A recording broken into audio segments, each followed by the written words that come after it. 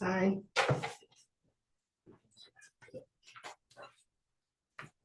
So the district had a bid opening, I think it was January 29th, and we had multiple vendors submit their bids, and the three that's presented on the agenda are the three lowest bids. So we're going to recommend awarding it to Billy Con. It really is. That's where we sat when I first ran. Yeah. Mhm.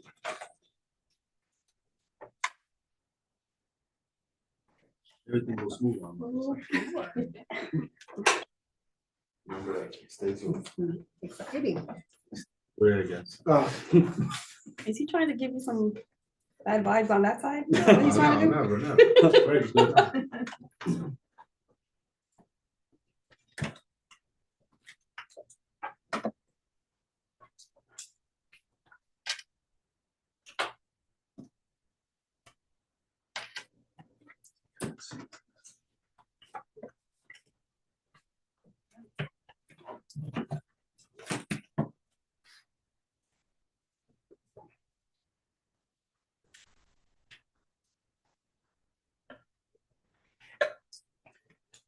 All right, 7 o'clock.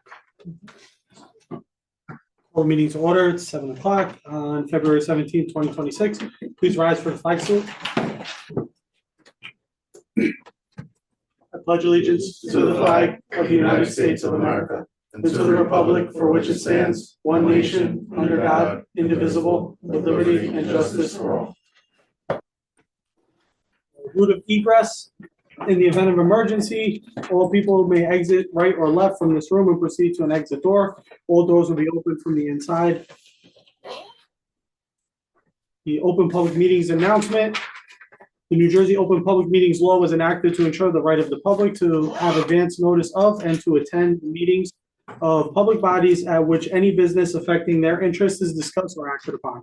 In accordance with this provision, with the provision of this act, the Haledon Board of Education has caused notice of this meeting to be published in the North Jersey Record Herald News, the board's official newspaper, on January 9th, 2026. Notices of this meeting indicating date, time, and place were posted publicly on the door, the main entrance of the school, and filed with the clerk of the municipality of Haledon. Roll call, please. Mrs. Serna? Here. Ms. Quadrado? Here. Mrs. Fisher? Here. Ms. Garcia? Here. Ms. Gatlin? Here. Mr. Guzman? Here. Ms. Johnson? Here. Mr. Williams? Here. And Mr. Coletta? Present.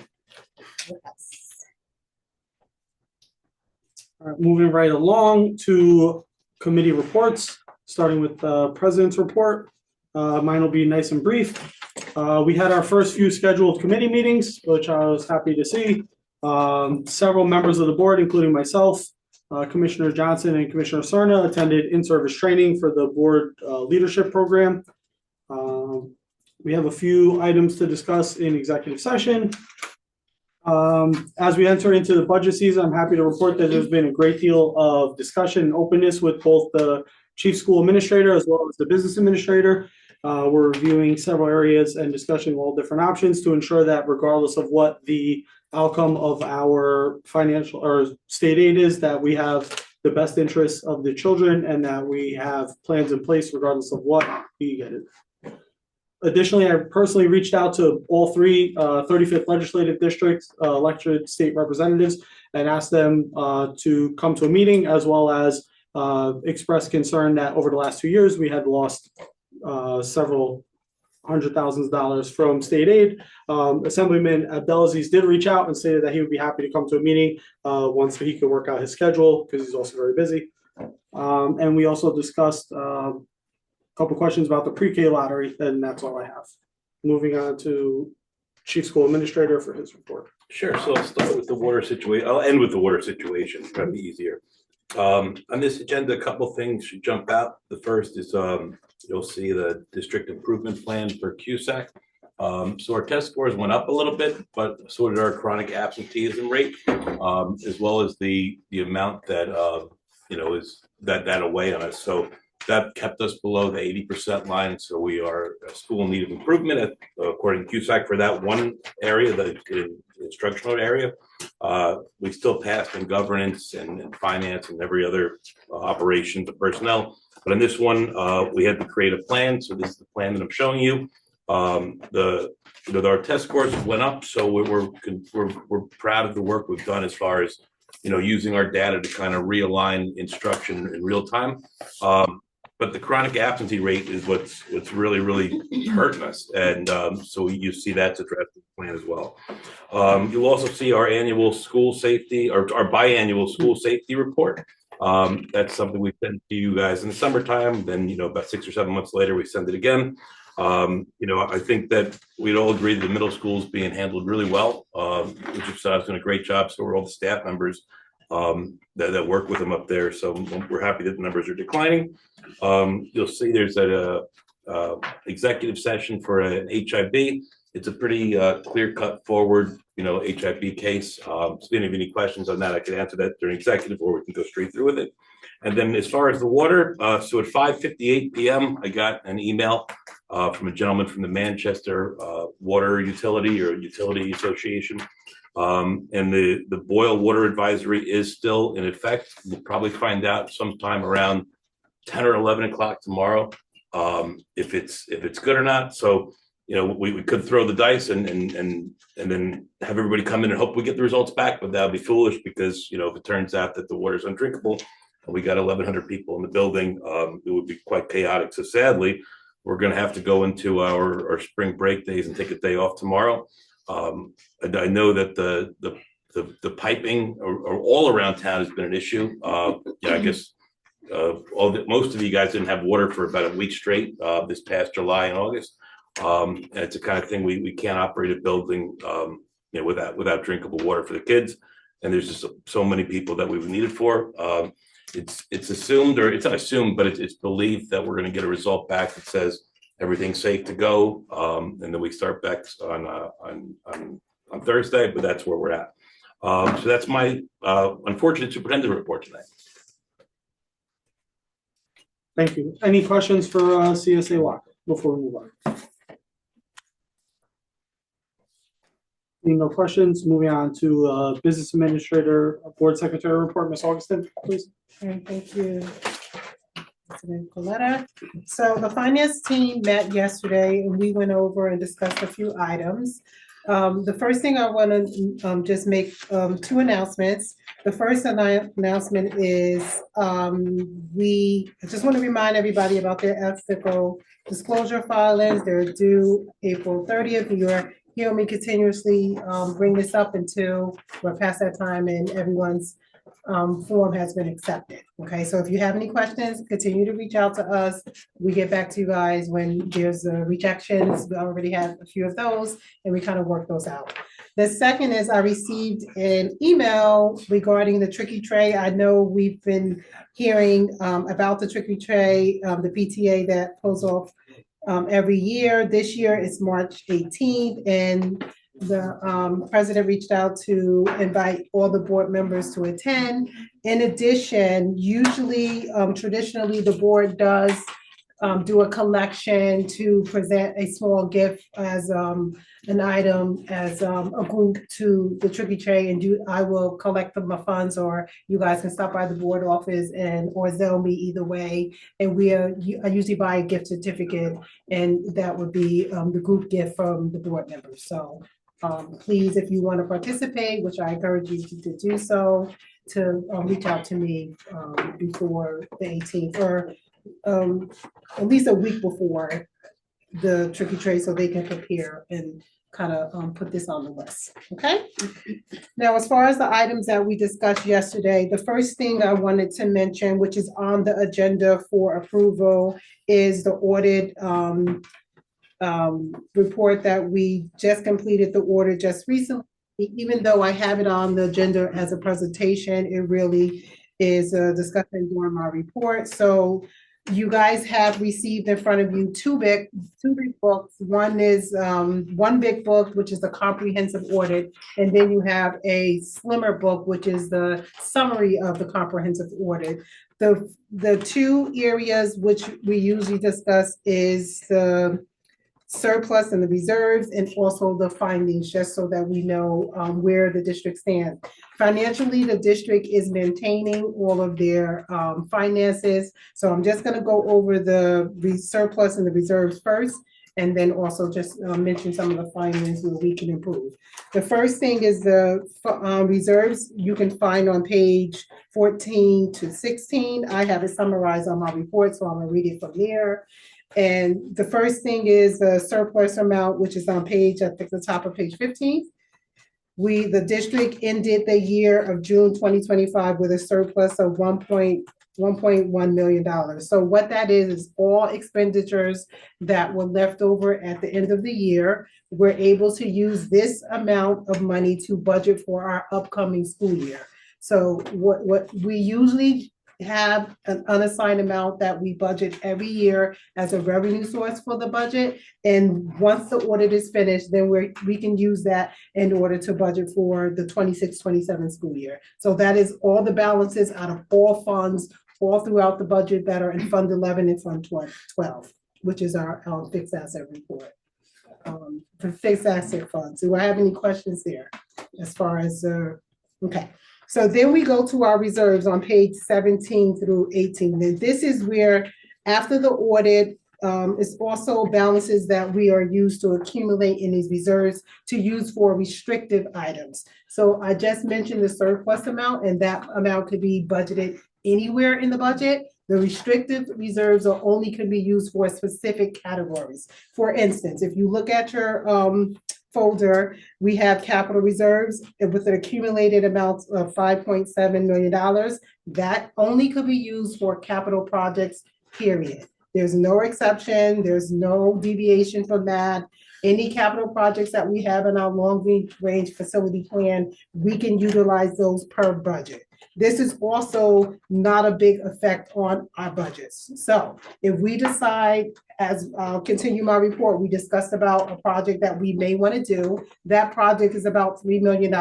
So I'm going to budget $3 million into the budget as a reserve, and then I'm going to also put an expense in the budget as an expense. So the $3 million will increase our budget. The $3 million as an expense will lower the budget. So that would be a net zero. It's not affecting our budget in any way, up or down, but it's in and out at that point. And the money can only be used for those projects. Then we have our maintenance reserve. So the maintenance reserve is an area of the budget where we can use for maintenance required for our district to, repair our HVAC, to repair the floors, to anything when it comes to the lightings. Those are the areas where we can use the maintenance reserve accumulation amount. And again, our budget, whatever we estimate for in revenue, and then the expense will come in and out, net zero. And it only could be used for maintenance items, okay? And then we have our unemployment reserve, which is used for if the district needs to pay out any type of unemployment claims. So that usually sits until it's needed. It's not part of our budget, but it sits in a separate bank account until it's needed for any type of unemployment claims that the district has to pay out. Then we have our emergency reserves. Now, the emergency reserve is the hardest amount to use. I was explaining to the finance committee last night. Currently, we have issues with pipes. So this year we are made aware that the pipes are happening. We can use the emergency reserve if we don't have any other funds to address those items this year. Next year, since the event already happened, if there's a pipe issue next year, the county or the commissioner would say no, that you cannot use those funds because you were aware that you had pipe issues and you did not prepare to use them. So emergency funds are for unforeseen items that the district not aware of. So is there any questions on the reserves and how they could be used before I go any further with that? Yes. I do have one. Is there a timeline how long you can hold those funds? You can hold the reserves as long as you want, but we would obviously utilize Let's those. just say Because if take you some- don't remember, well, we did have reserves when Chris Christie was in office last time, he took those back because the districts were accumulating them. So we don't want to make a practice of not using our reserve, but if we have a goal, like a capital goal that we want to save up for in the future, we can plan to use those funds long-term if we know that, if we're aware of that. But you're Okay? not at risk of losing them, what's that? That was my only concern. So it's sitting there, we're good and. Textbook wise, you're not at risk of Okay. losing them, but we know Anything. that our government can do whatever they want, okay? Thank you. All right. So, all right, and the other part of the audit is the findings. So this year, we had some findings that were reoccurring. We had findings specifically in payroll, and we had some findings. There 5 findings. One was in payroll and HR. The other finding was in the ASSA, which we were off like 3 points if you guys look at the report. And then we have another one finding related to the general ledger posting of the audit entries. So these findings are not detrimental, but it is an opportunity for the board in the central office to work at getting better. We are working on getting the right personnel in these areas so that we could improve on it and have some consistency. Okay? Any questions there? But we don't have any financial deficit as far as our cash flow right now. I just like to make sure that I preface that, okay? All right, so moving on with the report, we also I got a notification from the state regarding our food service excess compliance. And what this is that our food service program is running beautifully as far as the district profiting. But the state doesn't want us to carry operating funds more than 3 or 4 months. And then when we do, they look at our previous audit and say, this is how much you went over your allotted operating costs. You have to figure out how to spend down the money. So our food service program is a separate entity than our regular general ledger budget. It's our enterprise account. It's supposed to be able to self-sustain and operate on its own, and it does. But with that, we also have an obligation not to, quote unquote, have a lot of money or hoard money in that account. So we have to figure out how to spend the money down. And they give us some suggestions and allowable equipment that we can use and purchase. So I reached out to the food service company. We looked at some equipment that is on its end of life. So we're going to use a big portion of the money to just replace outdated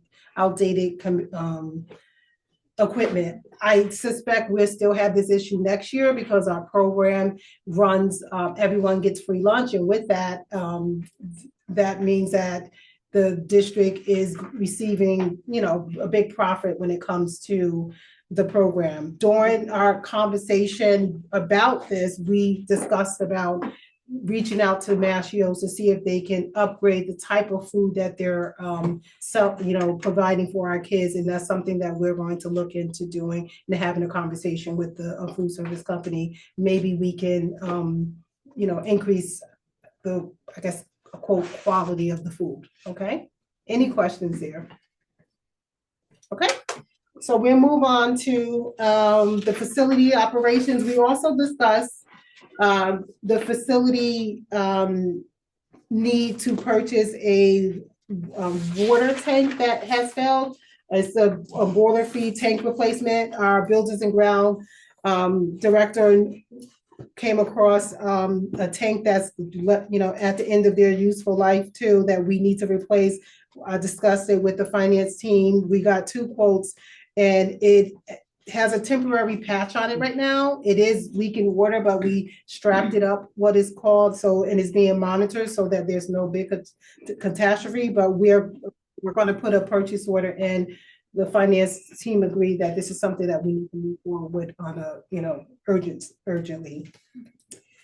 The other capital item we discussed yesterday was our boilers and our pipes and other items that are surrounding the building. We had our architect and engineer do an assessment of the entire building.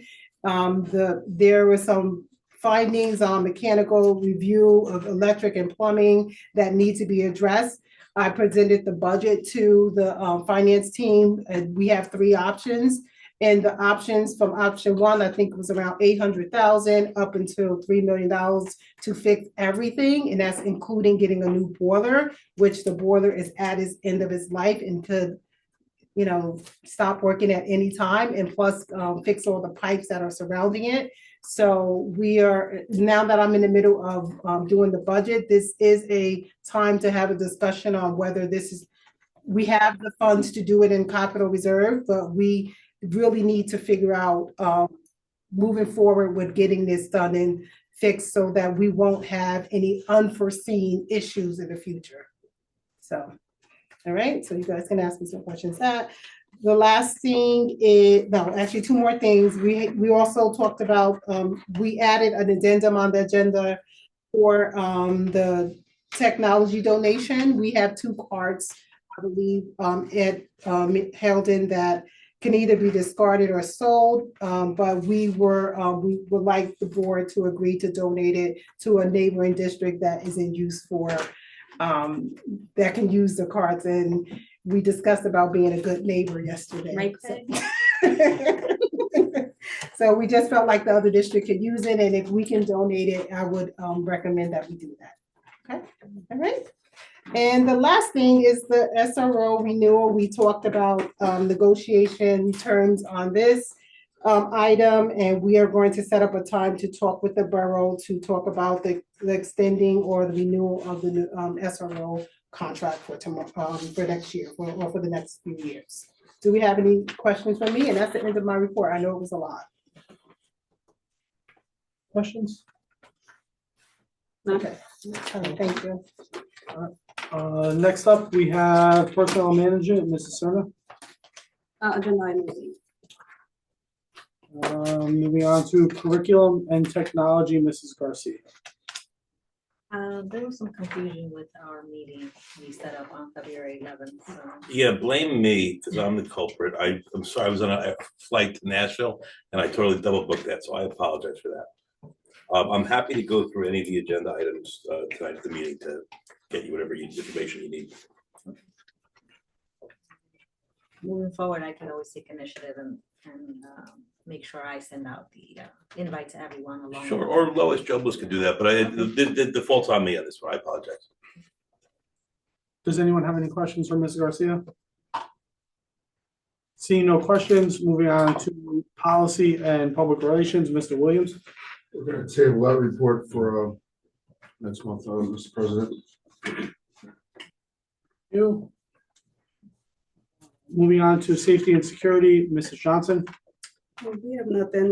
Mr. Walker touched on it already. The district submitted the biannual SSD, the Student Safety Data System report, to the Board of the Department of Education.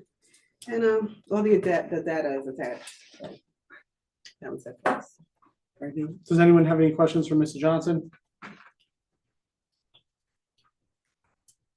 Seeing no questions, moving on to community engagement and outreach, Ms. Quadrado.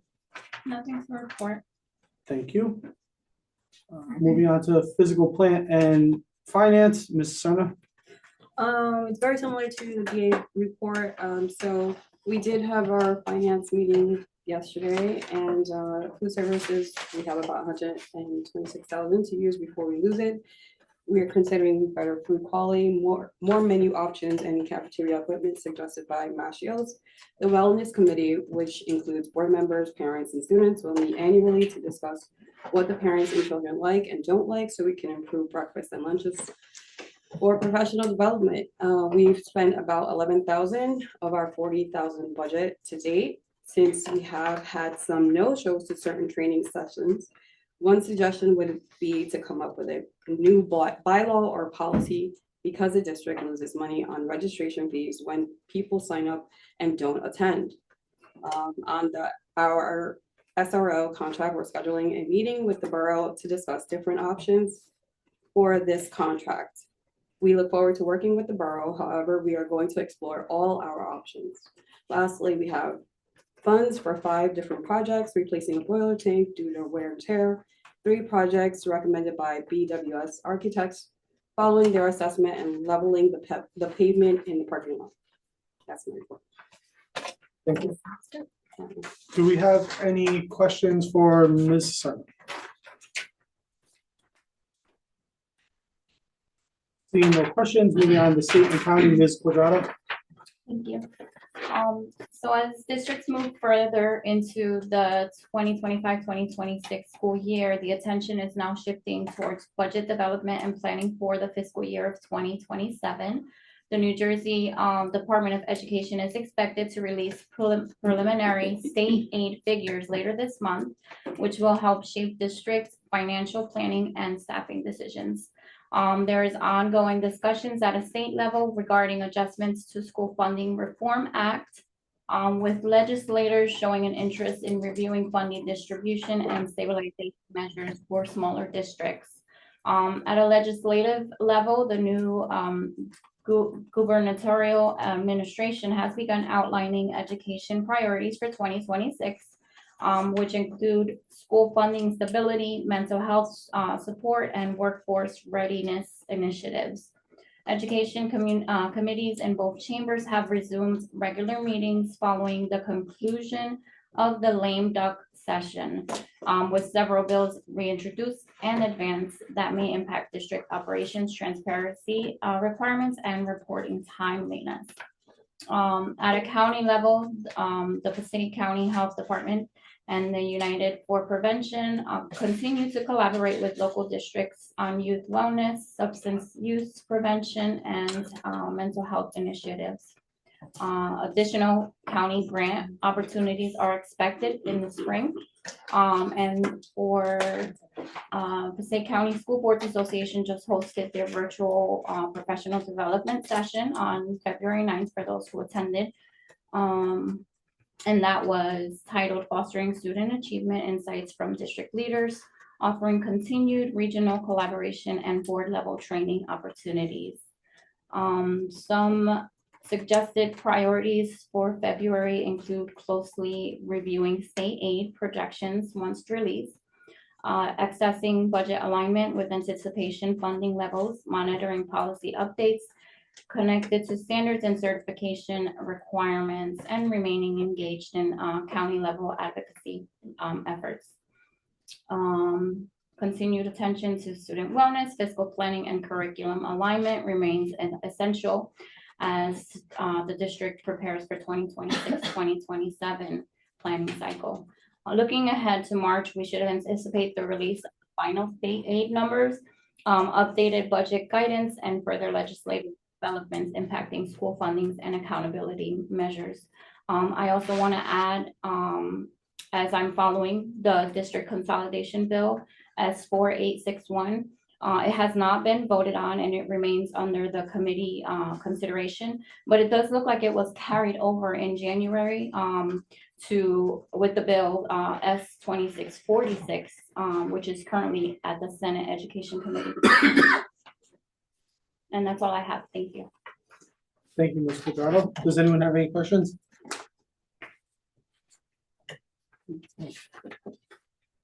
Moving on to board attorney, Mr. Brown, do you have anything? Nothing to report tonight. No, thank you. One thing I did forget to mention in my report, we are working very closely with our New Jersey State School Boards Association field service rep, Mrs. Mitchell. She did attend our personnel and committee meeting. So I forgot to add that. So I just wanted to add that in there. Can I have a motion to move on to 3.1 for the presentations for human resource audit? Oh, okay. Oh, well, then let's give the I floor. would have said so. I would have recommended to. So. Great question. No problem.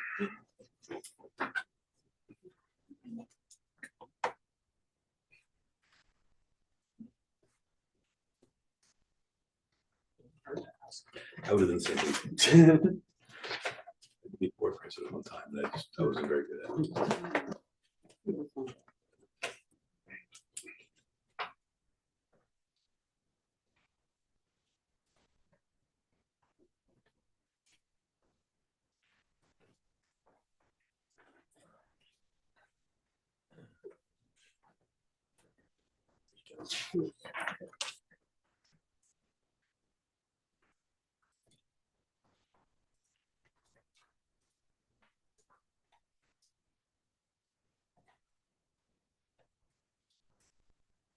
Way to use the arrow.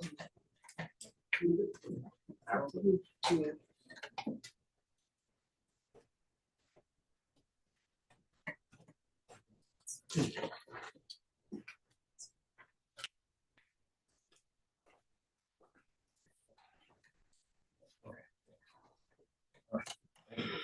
Good to be back. Thanks for giving me the time this evening to go through the audit presentation with you. Jamie Ciafalo, Power Educational Consultants. I'm working on this audit now for the best part of over 6 months. Had a great opportunity to meet with the Personnel Committee about a week or so ago to go through some of the finer points that are related to that committee's. The audit is broken up. First, it's a lot of data. So I really did my best to try to organize it in a manner that would make sense and be able to enable you to shift gears from different areas throughout the audit, because it looks like there's areas that may be duplicated, but it's a different view. So one of them, the first example is staff credentials and certifications. This first part of the audit is about the staff members that are currently employed, certifications that they hold. The certification is verified through the Board of Ed's portal, which is a publicly accessible portal. And the certification is also has either a copy of the certification or a list of certifications in that personnel file, hard copy file. Okay. So in terms of going through the New Jersey Ed Cert portal as compared to the district's HR records for certifications that are held, okay, looking to match that those reports are being accurately reported. The data is being accurately reported. So a person would be submitted to the Department of Education as holding an elementary school certification. That certification should also be in the file, and certification, the record of the certification would be available for search on the New Jersey Ed Cert portal. So for the first section, going through the files, records, looking at the licensors and certifications that are held, the person's ID number matches what's been submitted to the state. I think everything was satisfactory. The last item there, 2.4 master credential catalog, is something I'm going to come back to later, but that was throughout the process of doing the audit, I was able to create an Excel file that has every single certification held by every employee in the district. There's two files. One is the sorted by positions, and the other is sorted by individuals. And that I'll bring that up a little bit later, how the district could use that. Next section was whether the information in these systems matches official records. Does the person's job title that they hold match what was submitted to the Department of Education? Does that match what is listed on their contract? Does that match what was submitted for annual approval? So what the Department of Education has a system called SLED, NJ SLED. It used to be SMID. They changed vendors. So what the NJ SLED information is, every staff member has a local ID number that your district generates typically through the system that you're using. Genesis will populate an ID number when a person's hired. And then there's a state ID number. So the state ID number is the one for terms of state reporting that is the most important. And the reason that each individual has a state ID number is so that if a person changes roles or changes districts from from top of New Jersey all the way to southern New Jersey, Cape May, they'll be in the system, they should be in the system. And it helps the state keep track of our employees as they move from district to district. And it also helps them keep track of experience and roles and all that demographic data that comes with it. Licenses, as well as the professional development records, meaning the report, the documentation that was in the hard copy of the file. So again, the actual physical review of files, everything was satisfactory, matching for the employees at the time that the data was pulled. State ID numbers matched. Later on, as I get later on into a little deeper, there's going to be areas that come up where I mentioned that if something looks like it's missing, but it's not that it's missing, it's that the data to find it may not have been available to me because the person, for example, was a new hire. So when I exported all the data, if the person was hired like a month after that and is now showing up on lists and reports, and I'm like, who's this person? Not sure what their name is. I would have to look and see, did they have a different name? Was there a spelling error in their name? Was their date of birth listed incorrectly? Or are they just a new hire? And then that was when I would verify with Mr. Wacko about those people get married. There's a lot of maiden name changes that take place. That makes it tough, especially if it doesn't get updated in the system. Because you go to look the person up, their certification is held under their original last name, and you can't find it. I have a question. The ID that you had previously mentioned, where regardless if they move into like a different district, different roles, kind of like the system's social security number, you weren't able to use that, like. You have, so with meaning if a person who got hired after I did the export would not be in my reports as having that ID number, because that data gets submitted once a year, goes to the state. Okay. So it goes to the state and then they generate, and that's the massive report. Then there's ongoing data collections. They collect student information and staff information. And whoever it is here that manages it will end up eventually seeing that this person has an account. So what it does is prevents you from creating a duplicate account for a staff member. It'll say to you, this person has the same date of birth as this profile. They have the same last name as this profile, but or the same first name, the same date of birth, but last names don't match. And you look a little deeper into it, and that's what districts are supposed to do. And that means that you guys are doing that. That's fine.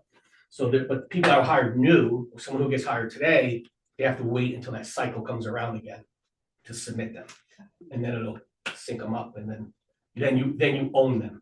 Yeah. Same way with students. Educator certification and endorsement inventory. This specifically is how many certifications are held by the district's staff in total. So the types of certifications held, meaning the different areas that are required: certificate of eligibility, advanced standing, standard, provisional. There's a lot of different terms that go into it, but the most important thing is that people holding the certification that's required for that position. So in terms of data, just looking through that certification type, the most popular one right now is CEAS, Certificate of Eligibility Advanced Standing, meaning those are individuals who have the initial process of a certification and either need to do another course that needs to be completed in that area, hours of mentoring. Typically it's a mentoring program that needs to be completed just to get to the standard. Okay, but the certificate that matters at the end of the day is those who hold the standard cert. Standard cert is issued and it's there for good. So in terms of CEAS and standards and CEs, those top 4 rows would be the total number of certificates held that are eligible to move into positions. Looks like a good number. What I did find, and again, this goes back to not that it may be wrong, but it needs to be verified farther, looked into more, there's 3 positions that when I performed the certification review came up that I got to a dead end. So the role of computer literacy applications, that's specific for K-8 districts. That has to be looked at to see if that person has a second cert, another cert. In addition to that, that might be applicable or not. Speech correction language specialist issue came up on the New Jersey Ed certification portal side of it. And school psychologist, I believe, was a new hire, and I just couldn't find the person because I didn't have the Question. Present. Did your company get to work with the Manchester Regional High School only because we have shared service agreement with them, especially as it pertains to special education and, you know, technology, so on and so forth, as you try to verify certification? wouldn't need their assistance for that. Because some of those positions are actual hires of, let's say, the high school and not Heldon's hired. Oh, no, this was not, these weren't people that are hired by Manchester Regional. Understood. Yeah, these are people that are hired by your district. And would be either person is new and I didn't have their, in other words, I pulled all the data and they got hired after that. So I don't have, and I already had finished the review of going to the board office. So I guess my going through question files. is, are any of these positions a shared service position? I don't believe the first two are. Is your child study team shared? The VP, right? Only one is Only the the director. director. Yeah. That's the only one. Yeah.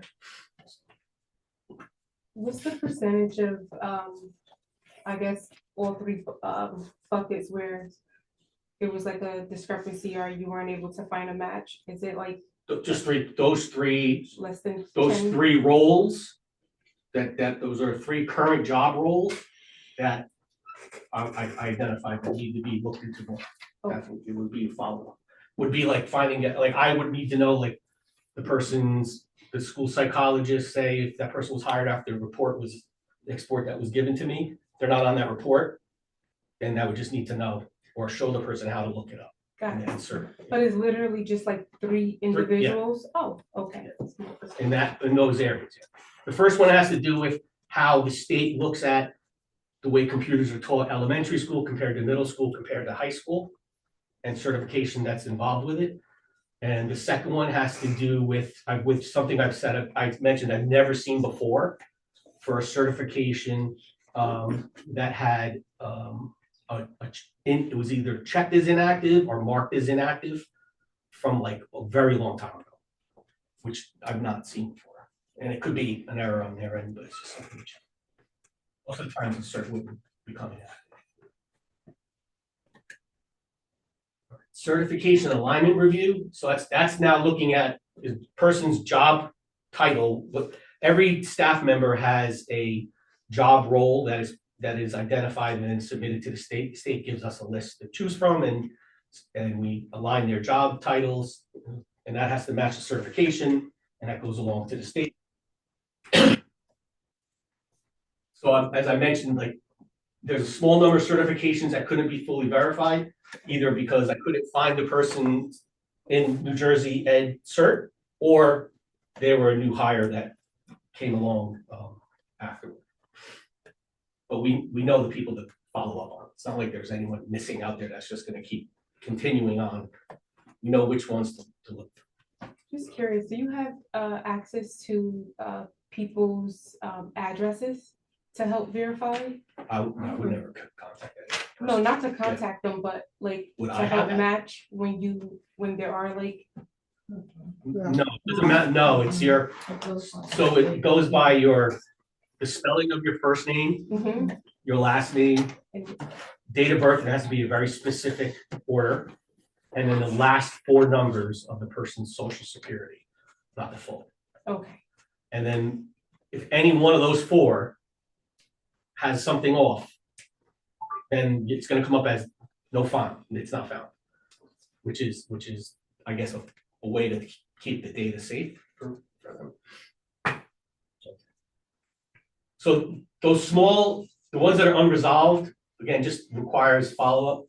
But in terms of when you have new hires, just maintain ongoing documentation like that's currently being done. The difference now would be the district administration has the ability to update the certification catalog that I created on an ongoing basis. So then they'll just be able to look at any time, do a search, and find how many people hold elementary cert, based on your staff members' IDs and experience.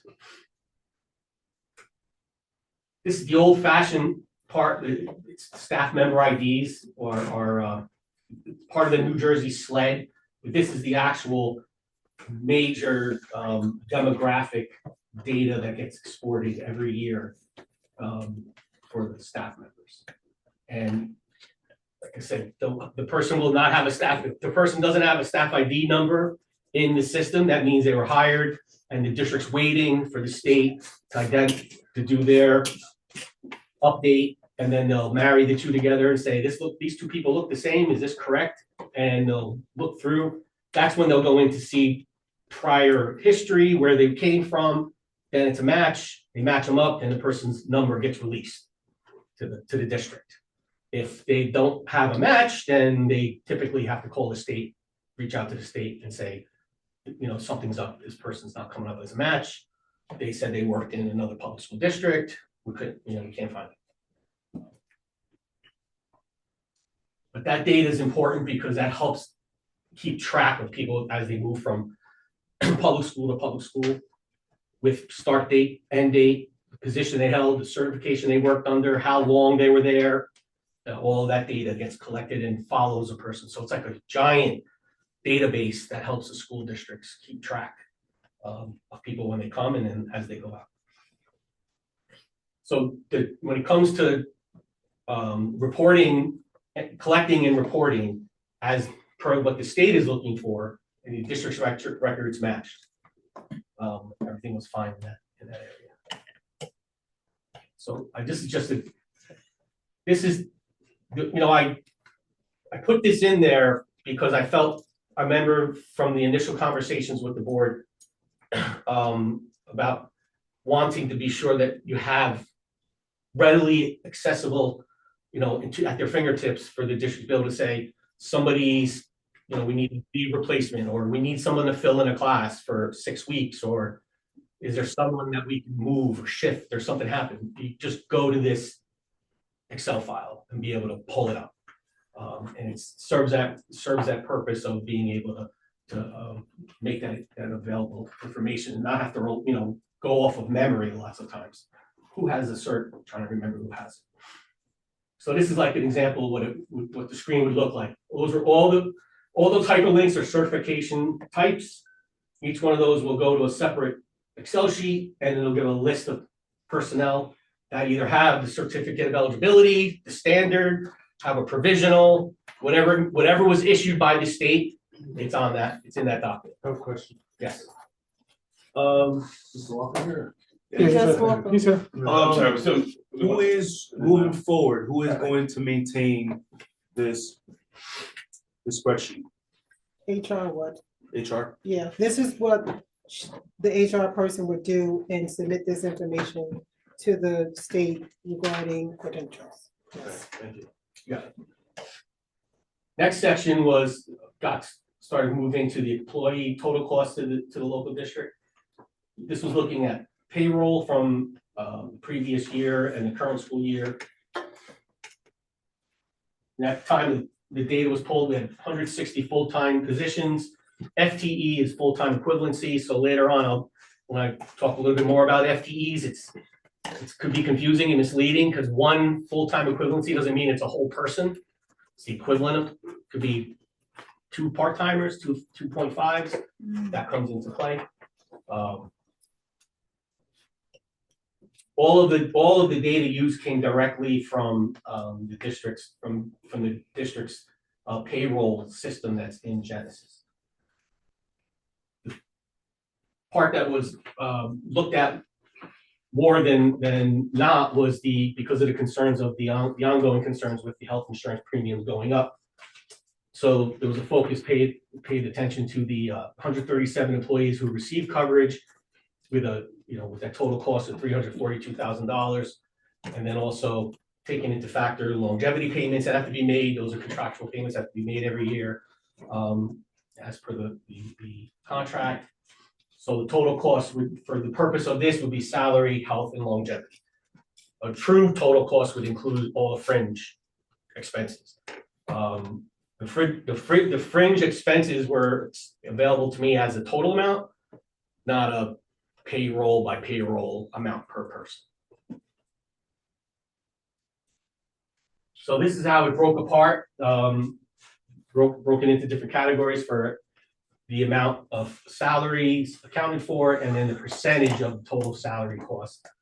And you can go down the list, and of course, naturally, it should be core academic instruction should always be the highest number. That's your K to 8. Those are your K to 8 teachers. Those are your classroom teachers. Then there's other areas that are considered mandated by statute, like ESL and special education. There's areas that are mandated by administrative code, certain like health and physical education, and having a nurse, and certain electives. But it gives you an idea of all those position types, salary, and percentage represented.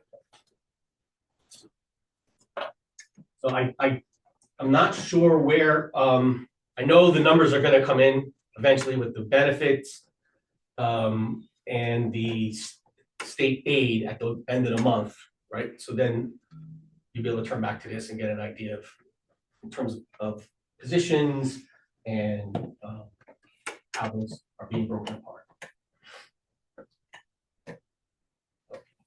Student enrollment, you had a change from 24-25 to the current school year. It was 45 students that the reason why I wouldn't be able to say, but we have to be careful again when we look at a number like that, because when we have 45 different students, it's really where those students are coming from. How many of them were in kindergarten, first grade? What's the difference in third grade? Is there a difference in special ed? Because it may look like 45 students. Oh, that's 2 classrooms. That's 2 full-time positions. No, it's not. It could be it's spread out across many different groups. So what I did is I show how there's really no rhyme or reason to the changes, the fluctuations that districts experienced in terms of having students, less students than the year before. But what I've noticed is that once you get towards that middle school age, once you get into 6th grade, that's 6th and 7th, those 2 years were consistent, which means next year 7 and 8 would hopefully be consistent as well. So the tough part is some grades went up, some grades go down. This is where it gets tricky for the administration, especially at the elementary level, because when grades go up and down from K through 4 or 5, now it's how many 3rd grade rooms do we need this year? How many 2nd grade rooms do we need? How many 1st grade teachers do we need? If you have 3 one year, and then you're supposed to, and the numbers show you need 2, and you got to make someone else move to 4, that's where it gets to be really tricky. And that's where those numbers are tough to gauge. So, because those shifts, they affect classroom planning and staffing decisions. So moving, everything I'm really going over moving forward has a lot to do with, it's all in that context. Keep it in the context of knowing that even though the numbers go up and down, we have to make sure that when the numbers change, that we're looking at the actual program type where those numbers are being impacted. Is it a special ed class? And is it a special ed class that's limited to 8 students?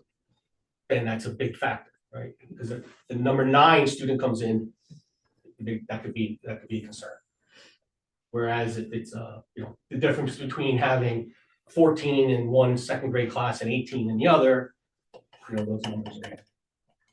Is that what the previous slide was doing, showing which grades? This one here is the deeper dive. Okay. Yeah, so you're not getting like a real chunk, solid group in a row where they're showing. You're going up and down. And I don't, that, there's a lot of different factors. What helps having a pre-K, because having a pre-K helps you really look forward.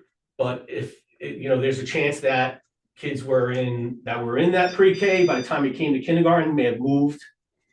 If they left the district, there's a lot of different reasons. But that's what that showed. So whenever you're sitting in committees or having discussions and, having real difficult discussions, these are the areas that you have to keep in mind that are compliance driven and that naturally are going to be high cost per position. Special education instruction, related service providers, speech, OT, PT, your child study team, you have to have child study team services for students with special ed students. So English language learning, that's a specific certification. There's funding that comes from the state, counseling programs, and then your in-class support is your typically referred to as the basic skills instruction, the BSI. And a lot of that money is from Title I. So we've got to always keep in mind before any adjustments are made, we have to look at these categories and then look into each category, because in that special ed instruction, there's a long list of separate requirements based on grade level, based on program type, for different programs that you may have running in the school. And if your numbers, class sizes go over the cap, you'll have problems. Okay, these are areas that, this is the core of it all. The core academic teachers, that's their general education, K to 8, teaching English, math, science, social studies. Your administration is would always have a high cost per position by its nature. The electives would be all your cycle classes. And you have, in addition to that, you have positions of reading specialists, teacher coaches, and paraprofessionals. And it's important to know these categories because costs like paraprofessionals would take place based on enrollment increases in pre-K. Because pre-K is a mandate. Special ed class sizes, if the class size goes above a certain number and we're allowed to have another 3 more students added to the class. If there's a paraprofessional, that's what districts would do. They'd hire a paraprofessional, make sure the class is in compliance. If it's a student that needs an individual paraprofessional, you have to add them. So those numbers are going to be fluctuating with student enrollment. And it's common throughout the year to have those numbers shift. So now what this section does is, all right, these are the numbers, this is the enrollment, these are our student enrollment for the current year, and this is the staff that district currently uses. And the way that FTE is calculated is how many class sections are needed. So for what makes this school unique is it's really 2 schools, really 3. I mean, you have a preschool program, and then you have kindergarten through 5th grade, and then you have your middle school, 6, 7, and 8, which I believe is I think you start departmentalized instruction at 6th grade, which means English teachers are teaching English, math are teaching math, science are teaching science. Kids are rotating, but K to 5, they're have homeroom teachers and maybe breaking out to go to different lessons, right? So when you come across an FTE number, you just have to understand, we can't divide people, but the numbers may require us to add another person. So when I went through all of the different areas for general ed, when it says +5 and compared to special ed equal, ESL equal, meaning no need, no change. Special areas says -1.4, nursing says equal, and custodial is equal. That means based on the FTEs that are calculated, that first group of general education is potential FTE if the schedule is looked at moving into next year. If the schedule is built, when it's built, you'll be able to see, okay, we need 2 second grades, 3 third grades. How is that going to impact our numbers? Well, we would potentially have 5 positions that you could shift if we needed to, if needed. That would be the FTE equivalent. Special areas, and this is important to bring up, that's your negative 1.4. So like, even though you may pick up some gen ed, and the gen ed pickup is from how the in-class support BSI program kids are grouped and assigned, and then the second teacher assigned.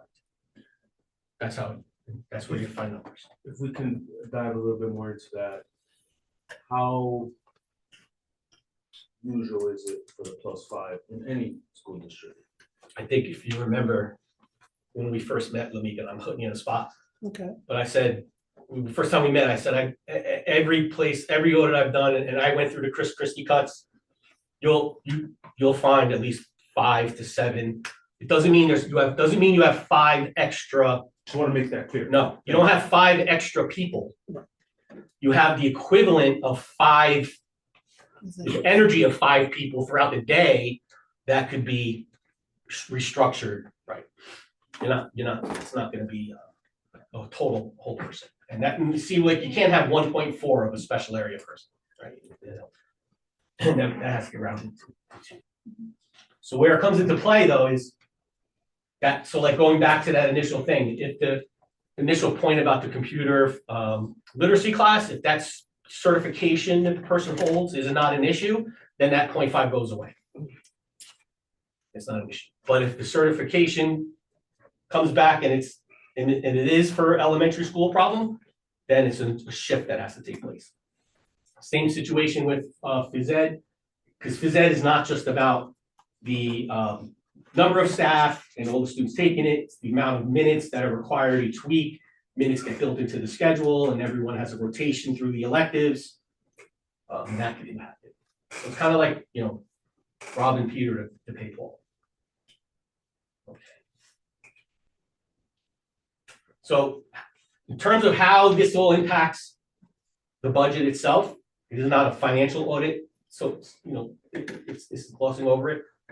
But when we start looking into how the money is being utilized, and going through the previous year to the current school year, and then hopefully, as you're projecting forward, like where it says salary only cost per student is, you'll see at the state level, it'll say a lot more than that. That 11,467 is not the state's calculation. That's just giving you an idea of how the salaries for all of your gen ed, your electives, all of them come out when divided out by your entire population. And then the total employment cost would throw in health and longevity. So this is easier to get. Like 60% of the distribution is classroom instruction, 20% support services, about 10% administration, then the remaining would be operations. So 80% of the funds go directly to teaching and student support. That's good. Okay, planning for the future, like financial stability moving forward when it comes to enrollment and staffing. First thing would be to look, especially now that there seems to be every day another school district is popping up on NJ.com as being 10 million short every day. There's another district coming up, popping up, they're all popping up, right? So just now is really the time to be really hyper-focused on, okay, before we do anything, do we have somebody on staff with that cert that we can put in that spot to get us through this tough time, right? Adjust staffing based on enrollment changes. You gotta always pay close attention to which you do, special ed and ELL service numbers, because those numbers those programs are mandated, and many times the special ed programs will have class size caps, and some programs, it doesn't matter if you add an aide, you can't go above that cap. It'd have to be a 1-to-1 aide. So that would be something to keep a close eye on. This did not look at out-of-district expenses for special ed. This was only in-district programs. Reviewing instructional models for efficiency, that would be the in-class support basic skills program model. In other words, if we have the data of which students need the basic skills for language arts, the basic skills for math, by grouping students, that will then end up needing less sections total of those those pairs. But you have to have that information. And continue aligning budget decisions with student needs, which is what the district's doing. So the district, overall, the financial structure is centered on instruction, which is what anyone would want to see. That's great. Your careful alignment of staffing will support both educational quality and long-term sustainability. And that means, as moving forward now, keeping a close eye on the data, student enrollment, the student enrollment in specific programs, grade levels, and the trends that are coming.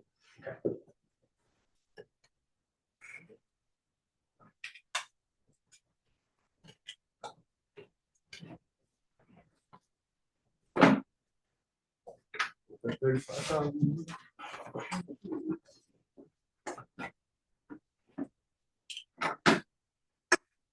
What's up with that?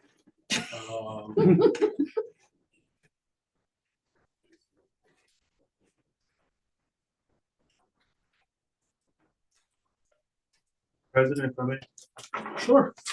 That was a very great presentation. I appreciate all the work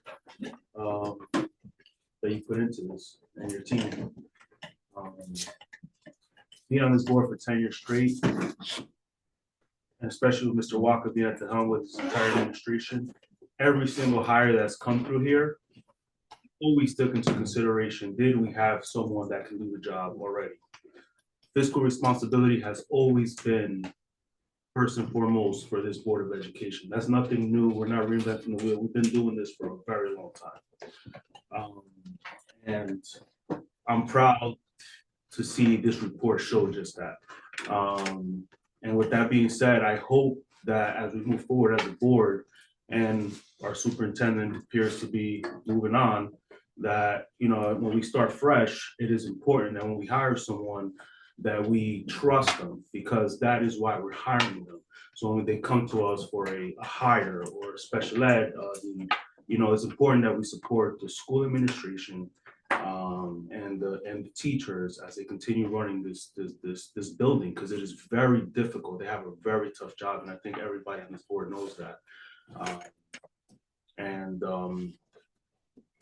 As long as we continue working together as a team, there's no doubt in my mind that we can get through this next, I guess, phase of HPS and continue moving Hill. And again, I thank you for the great work.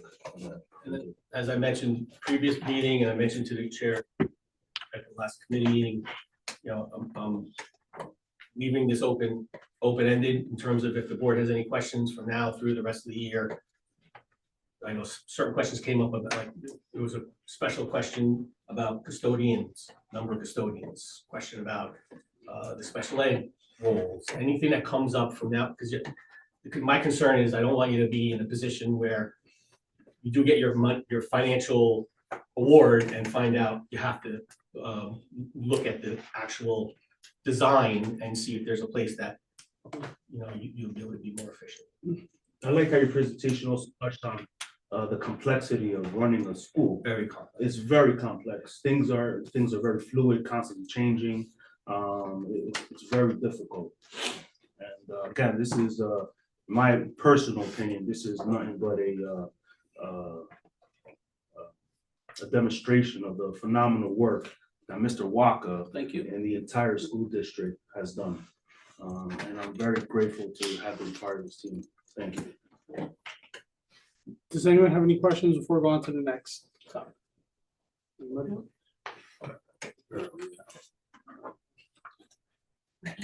Is that both presentations or?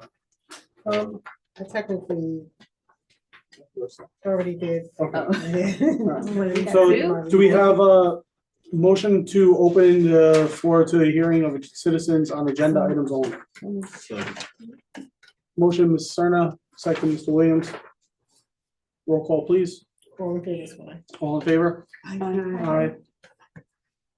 All right, the floor is now open. It is 8:07. Please come up and address the board. I have a bum knee, so I don't really. Okay, that's fine. Just please state your name and address, please, for the record. Lauren Ferrer, On agenda items only. I'll use my teacher voice. Thank you. Lauren Ferrer, Hamilton, New Jersey. Through the chair, can I speak about the corrective action plan, being that you kind of spoke about it? It's on the agenda. It's on the agenda. Okay, I just wanna make sure.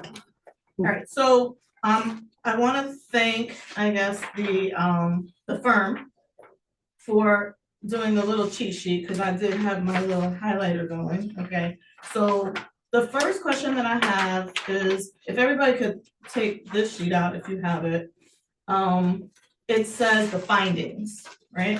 And it says, in a couple of instances, eligible employees were not enrolled in the required pension plan, right? And then it goes to say that the district will ensure that eligible employees are enrolled. But my question is, let's say it's a new employee, right? And they weren't getting their pension payments taken out for like 5 checks.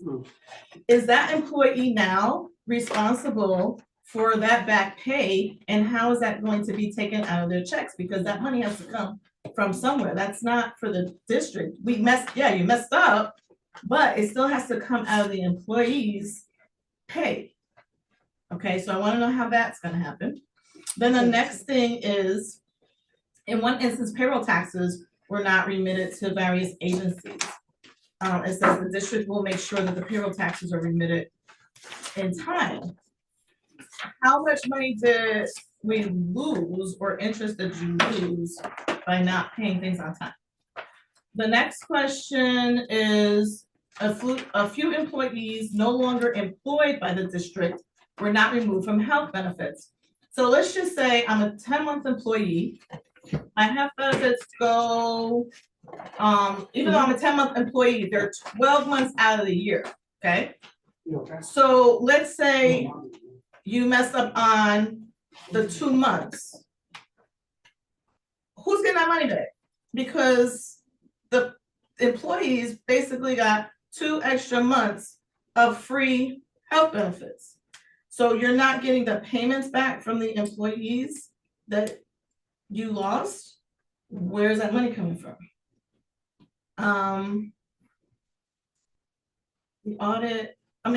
The audit, I think, was a great thing that we did this, so we were able to find some things. The other thing is, I do want to mention to the gentleman that presented the presentation, it was a great presentation based on the fact that you have new board members that weren't here 10 years ago, whatever, when you were here, and with Mr. Waka. And I think that you should understand that when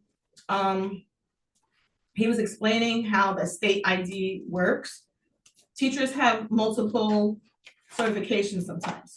So let's just say, even though I am an ELA teacher, I might have a music cert. So if you needed a music teacher and you had to get rid of the 3rd classroom of that ELA class, and you said, oh, well, the music teacher now has retired, even though I might not want to be a music teacher, I do have the cert. So this way you could shift me there instead of trying to hire somebody that's new and that's a music teacher.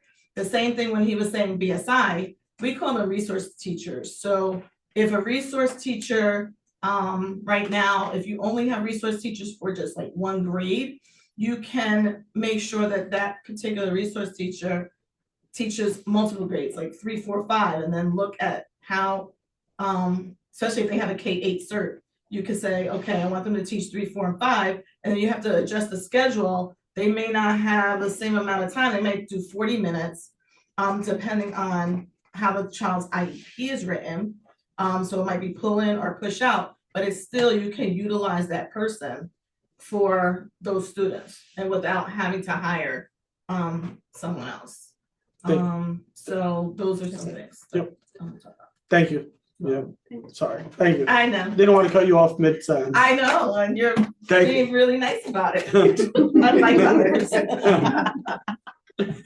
Do we have anybody online or anyone else? Someone's getting hand raised. Seeing no one in the audience, seeing no one online, do we have a motion to close? Second, Ms. Quadrado, second, Mr. Guzman, all in favor? Aye. Thank you. Do we have a motion to accept correspondence? Motion, Mrs. Johnson. Second, Ms. Serna. Is that all in favor or roll call?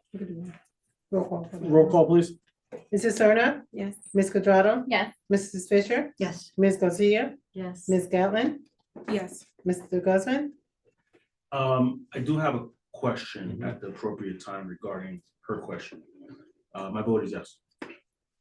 Mrs. Johnson, Yes.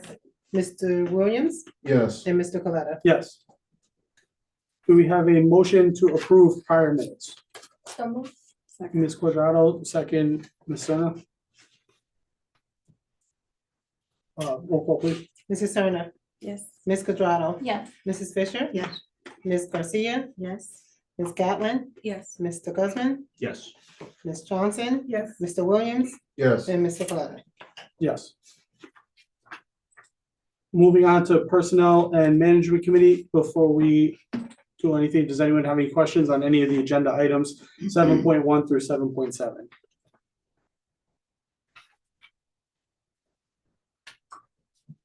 Seeing no questions from the board.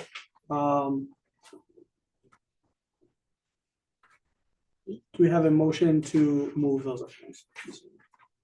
Motion. Second. Roll call, please. Ms. Serna, Yes. Ms. Quadrado, Yes. Mrs. Fisher, Yes. Ms. Garcia, Yes. Ms. Gatlin, Yes. Mr. Guzman, My vote is yes. Ms. Johnson, Yes. Mr. Williams, Yes. and Mr. Coletta. Yes. Under section 8, curriculum and technology, does anyone have any questions on any of the agenda items before we go forward? Seeing no questions. Ms. Garcia, do we have a motion to move agenda items 8.1 through 8.7? Motion, yes. Motion, Ms. Garcia. Second. Second, Ms. Serna. Roll call, please. Mrs. Serna, Recuse from 8.7, yes to everything else. Ms. Quadrado, Yes. Mrs. Fisher, Yes. Ms. Garcia, Yes. Ms. Gatlin, and recommendation to recuse from 8.1. Yes. Mr. Guzman, Quick question on 8.3. The, maybe Mr. Walker can answer, Go this, the Brook Hollows Barnyard. What exactly are their kindergarten children? So I'm gonna defer to our assistant principal who's in charge of kindergarten, who came just in case this question was I asked. knew you were gonna ask that. So it's a farm. It's perfectly sized for kindergarten students and, you know, they take one group at a time because we are a larger group of over 100 for school. They go, they walk around, they get their carrots, they feed, they teach them about the animals, they take them hay rides. It's really great. We've done it. Last year they did it. I've been a bunch of times with my own children and that's kind of where it came from. It's a perfectly. And that's exactly why I approved it for the agenda. Exactly Like, why. that's You exactly knew. why. You knew. Love it, thank you, It's great. appreciate If it. you want to see pictures, you let me know. I'll send it to you. Or you want to go one day. I want to bring them to the zoo. Sounds like fun. Yeah. It is. They It's a lot deserve of it. fun.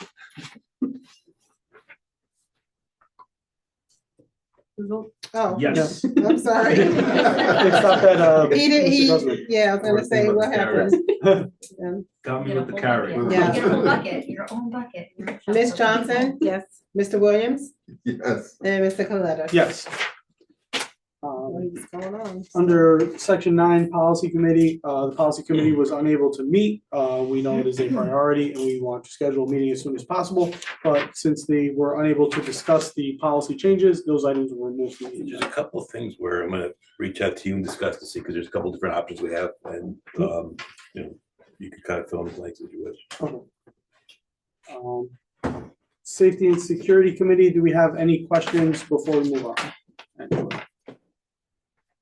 Seeing no questions, Ms. Johnson, do we have a motion to move 10.1? Motion, Mrs. Johnson, second, Ms. Serna. Roll call, please. Mrs. Serna, Yes. Ms. Quadrado, Yes. Mrs. Fisher, Yes. Ms. Garcia, Yes. Ms. Callan, Yes. Mr. Lesman, Yes. Mrs. Johnson, Yes. Mr. Williams, Yes. and Mr. Coletta. Yes. Finance and Physical Plan Committee, does anyone have any questions on any of the agenda items before we move on? Yes, Mr. President, if I may.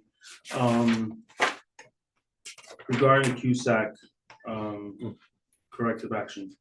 I know that Madam BA has been working very hard to The CUSAC was for instruction. I think the corrective actions for the audit that Yeah. were required to do, yeah. okay, let me go, let's skip the CUSAC, go to the audit. Madam B, I know you've been working very hard on your HR department, payroll, so on and so forth. Now, as far as the pension is concerned, it's not very detailed here, so is it a situation, because I know this does happen, whereas you hire someone and it takes about 6 months for the pension board to actually pick it up, and then in that 6 months, you know, was it something like that, whereas perhaps, you know, the person was in the process of being enrolled, which again, it takes 6 months, they come in, they do their audit, oh, this person is not enrolled. So that's kind of my question on that, in terms of folks that were not enrolled in the pension. Okay, so in this instance, it was primarily the people that were part of the DCRP, which is another extension of a pension. And when my department took over from the personnel that was let go back in May or June, we did an audit, we looked at some of the things that were missing and we addressed them. But in when it comes to the pension, the board does not make a practice of doing this, but we have 2 years to enroll someone when, and if we do not do that within that 2 years, which we do not want to do, we try to do it as soon as possible, as soon as we're aware, then the board will be financially responsible to pay for that person's pension for the last 2 years. The only time that interest is accrued is through the DCRP. The other pension, obviously, if there's a 403B or 457, those are voluntary items that individuals are elected to do, but our responsibility to enroll them in a pension should be immediately or within the first 30 to 60 days of them coming on. And it does take longer depending on the time of year you enroll them. So in the beginning of the school year, when it's like August, September, there's more applications, even though the state is starting to move towards us doing everything online, that may take longer. But if someone comes in right now and it's not much activity, that will, their response time will be probably 30 days to 60 days. But it's usually 30 to 60 days before the state gets back to us. But if we fail to not enroll in someone within 2 years, the district will be responsible for paying those pension back pays. We'll be responsible for their portion and our portion, obviously, in that situation after 2 years. After 2 years, but we have We're not not in had that 2 years. situation. No. It's just, I distinctly remember it was from the May, June period, and it was the DCRP individuals. And then even with that, I reached out to DCRP, they gave all of their interest back that they would have accumulated during that time. Okay. As it pertains to handle with care, thank you, Madam B, I appreciate that. You're welcome. And I'm glad that we're not, Yeah. like, you know. Yeah, egregious we're not that- making it a practice, but we do have transition in that department. Handle that we're with working care, on. is it a good idea to try to get more staff trained? With handle with care, Mhm. that would be. So you're talking about the handle with care where the police officers are gonna report to, No, the handle with care as far as restraining. yeah, Management. so do we, off the top of my head, the question is, do we need more of that training? I'm not sure if we specifically need more. It's usually the same, handful of people that are most likely to be, I guess, one of the first non-teaching responders. It's normally Ms. Bolzano, the guidance department, our behaviorist, Mr. Trito, Mr. Sposato, myself, or child study team members, and those are the people we look to target. I think we have a pretty decent chunk of the school has received that training. So off the top of my head, I wouldn't say that we're in need of more. Thank you, Mr. Walker. We just Thank you, Mr. retrained like 15 people last week, so See, Okay, he did. I have a question regarding that. Do we have, the amount of incidents regarding handover care?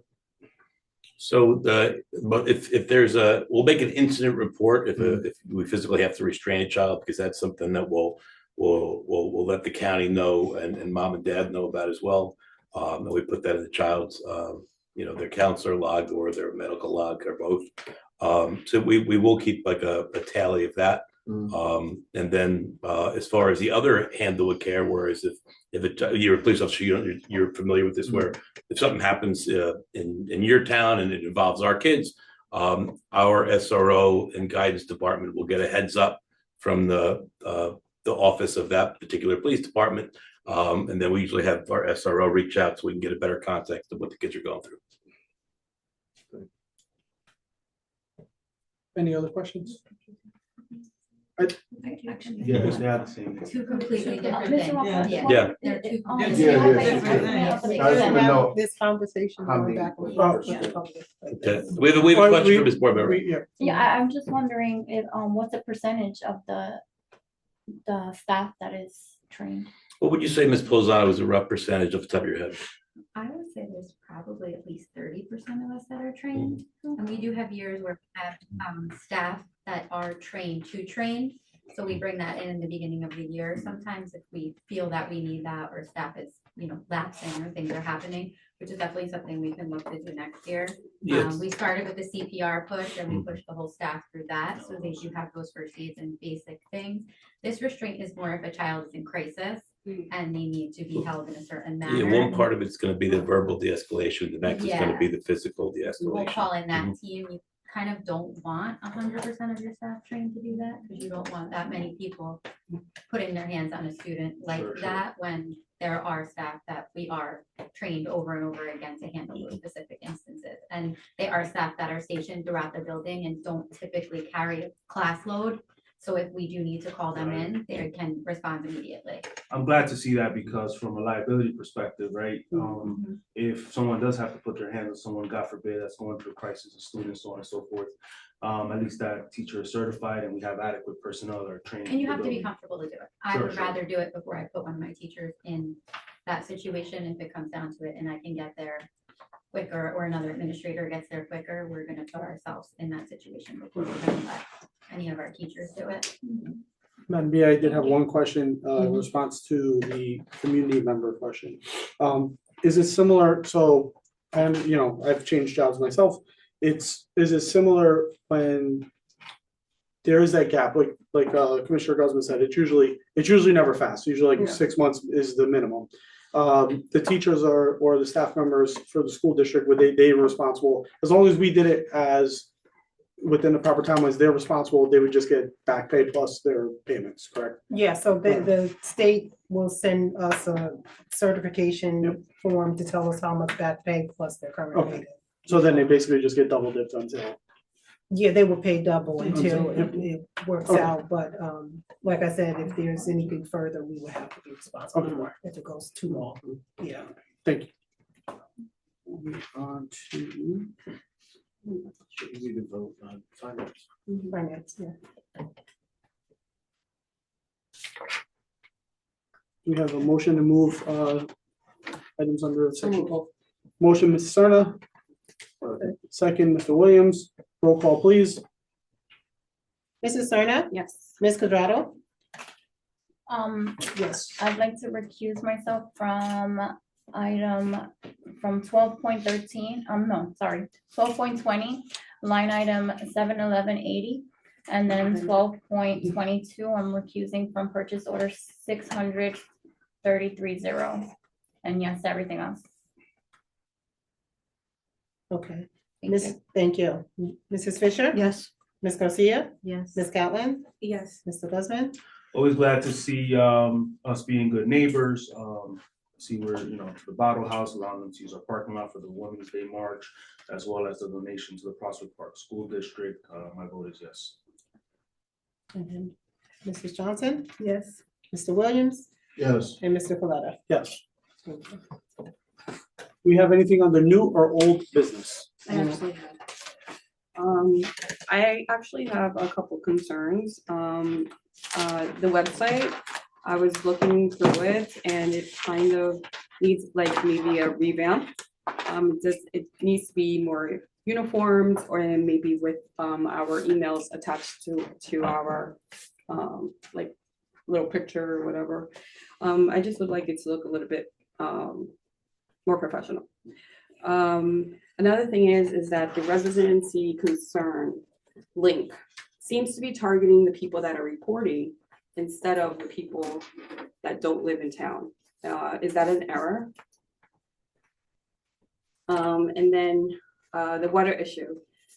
Since it's not going to be an emergency anymore, what are the plans to keep our school open, like Manchester? So Manchester is open and we're closed and we're in the same town and we still have the boil advisory in both sections. So we need to, are we gonna extend the, we're gonna eliminate our spring break. We're gonna have a snowstorm in the next week or so. And the last thing is the grants. Is there an update? No, I do not have an upgrade. Sorry. That's all right. Does anyone else have new or old business? Mr. Guzman? Two things. I know I had formally requested for us to look into, our finance team to look into a possible sidewalk on the other side of the parking lot. Just want to see if we had any update on that. I haven't asked in a while, I'm sure we do. And the second question was regarding a demographic study that we did about 10 years ago. Maybe less, maybe 7 years ago, and that thing was on the money. That decline that we saw in enrollment, that demographic study that we paid for actually predicted it. I was actually apprehensive at first when they said, "Are you going to have a decline in enrollment in about 10 years?" I'm like, "No way," but we did. So maybe that's something this board should consider to do another one, to see where we're going to be in the next several years as it pertains to enrollment. What is Hilding going to look like? I think that's something that may be helpful, and it's something that I just want to see the board and administration wants to consider. And that's all I have. Thank you.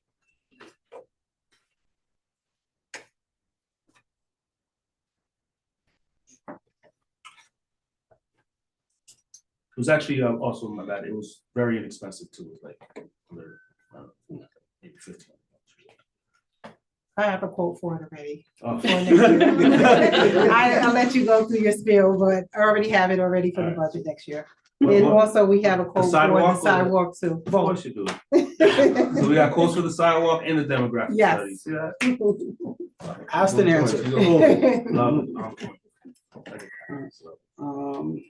So, you know, just to piggyback off of Stern, I was gonna ask if we had bottled water on standby or something like that, so. And if so, we'll use that and stay open tomorrow. Yeah. Can we use that out of the certain funds that we discussed? The emergency funds to get Not water. very emergency, whatever, it was just, I don't know. Yeah, I thought I was gonna get a report today saying that we were gonna be able to open for tomorrow, but it's still in effect.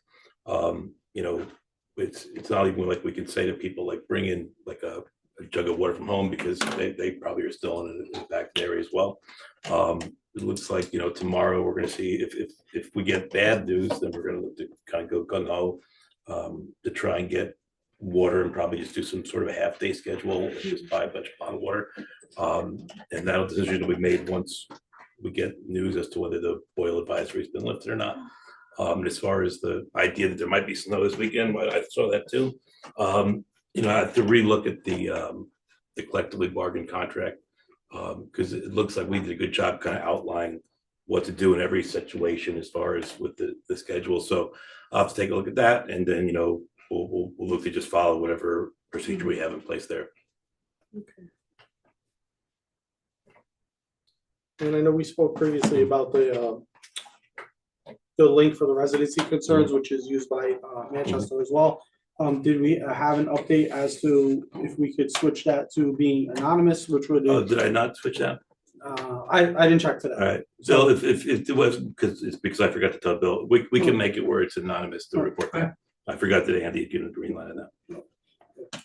Mr. President, the Vice President had mentioned something about, us possibly losing a certain amount of funds that were left over for, I guess, lunch or something. Can those funds only be used within the school district? Is it something maybe the municipality can tap into? They're doing a special event for children, students, I don't know. No. Hey, listen, I don't wanna lose it. Trying. No, We're not gonna lose it, you we're gonna can, use it. if it's, you can use those funds to improve the lunch program. That's what they could be used for if you're incorporating school lunches or service for the kids, you know, for the program. So let's say we wanna do an ice cream social after school. And you're going to be giving it for the kids, yes? Sure. Okay, that sounds pretty reasonable.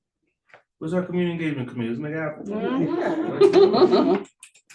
Anything else under new or old business, anyone?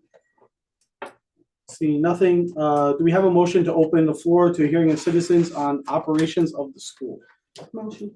Motion, Mrs. Johnson, second, Ms. Cerna. All in favor? Aye. Aye. Lauren Ferrer, Hilton, New Jersey. So my suggestion. So what happens if we still are in, you know, a boil water situation? My suggestion would be to just shut the water fountains off. You have flushable water in the toilets. It's not like the water is cut off like we had in July. And you have to purchase bottled water for the students. I don't know if you have, how your kitchen is. I know at my school, they just heat up. There's no water involved in any of the packaging of the food that they receive from the state or from local business. So my suggestion is, because what's gonna happen is if you keep closing school, you're gonna lose your spring break. People probably have plans already for this spring break. And then you're going to lose students, and student enrollment's gonna go down during your spring break, because they're just gonna take the kids out. So, and there's gonna be a snow prediction, probably Monday, Tuesday, you're gonna be closed again. So I would just say, try to figure out how you can purchase water. The kids aren't going to pass out from not being able to not have water coming out of the water fountains. We shut the water off in Patterson. Had signs up, you just couldn't use the water. And we had bottled water for the kids, 2-3 bottles of water for each kid, so that they can have water for the day. And a lot of the students brought their own water because they bring their own water anyway, so that would be my suggestion.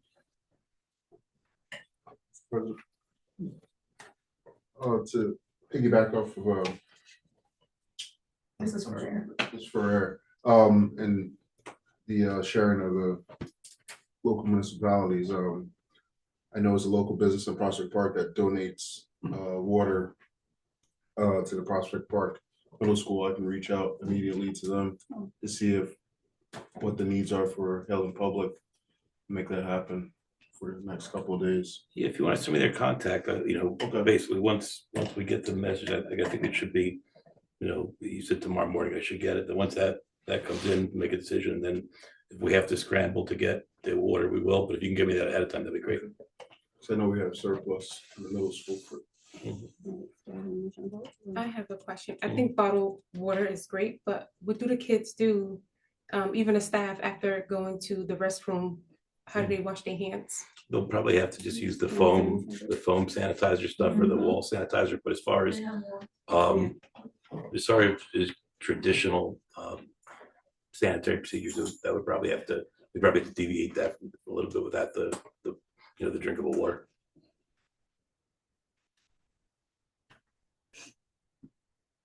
Do we have anybody online? No, you guys see anything?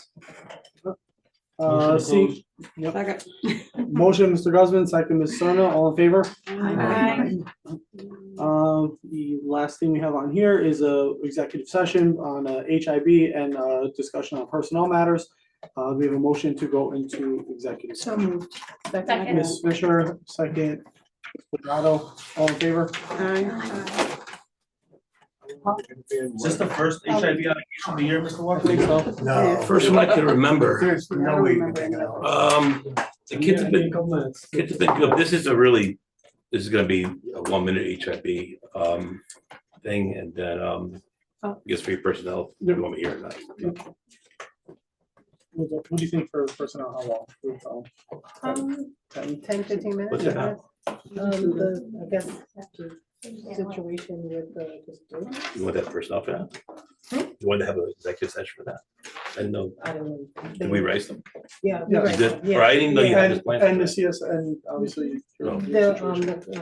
Yeah. Or I didn't know you planned. All right. And anybody? Oh, yeah.